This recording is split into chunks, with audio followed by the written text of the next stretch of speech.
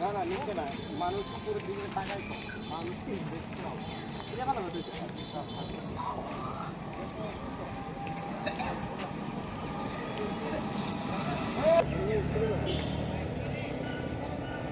জাহাঙ্গীরনগর বিশ্ববিদ্যালয়ের একটি পুরাতন ঐতিহ্য হচ্ছে তার প্রাকৃতিক সৌন্দর্য। প্রাকৃতিক সৌন্দর্যে ঘেরা এই জাহাঙ্গীরনগর বিশ্ববিদ্যালয়ে আমরা জানি প্রতি শীতে শুধু সাইবেরিয়া থেকে অতিথি পাখি আসে, তাছাড়াও বিভিন্ন বন্য প্রাণীর বসবাস এই জাহাঙ্গীরনগর বিশ্ববিদ্যালয়ে।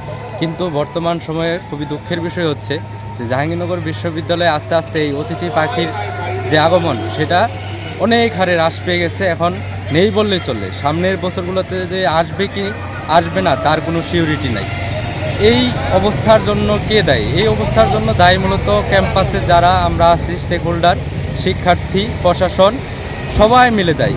কারণ আমাদের যে লেকগুলো আছে এই লেকগুলো আমরা যত্রতত্র ময়লা ফেলি, আমাদের ক্যাম্পাসে কোনো সুষ্ঠু ময়লা ফেলার কোনো ব্যবস্থা নাই। তার পাশাপাশি যে এই অধিকতর উন্নয়নের প্রকল্প, কোনো প্ল্যানবিহীন মাস্টার প্ল্যান নাই।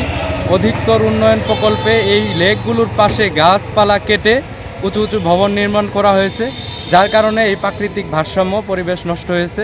আমরা দেখতে পাচ্ছি পাখির আগমন অনেকাংশে কমে গেছে। এই যে শীত শুরু হয়ে যাইতেছে, এখনও পাখির কোনো আগমন নেই। প্রশাসনের কাছে আমাদের অনুরোধ যে আপনারা মাস্টার প্ল্যান তৈরি করুন এবং ক্যাম্পাসে উন্নয়নের পাশাপাশি প্রাকৃতিক পরিবেশ রক্ষা করুন।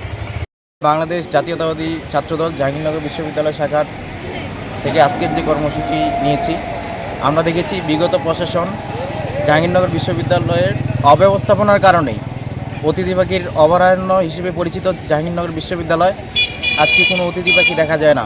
এই অব্যবস্থাপনা যেন আর না হয় এবং প্রশাসনকে আমরা আহ্বান করি যেন বিগত বছরগুলো থেকে শিক্ষা নেয় এবং পুনরায় অতিথি পাখিদের একটা পুনর্ব্যবস্থা করার উদ্যোগ নেয়। একই সাথে সাধারণ সকল ছাত্রছাত্রীদেরকে সচেতনের আহ্বান জানাই।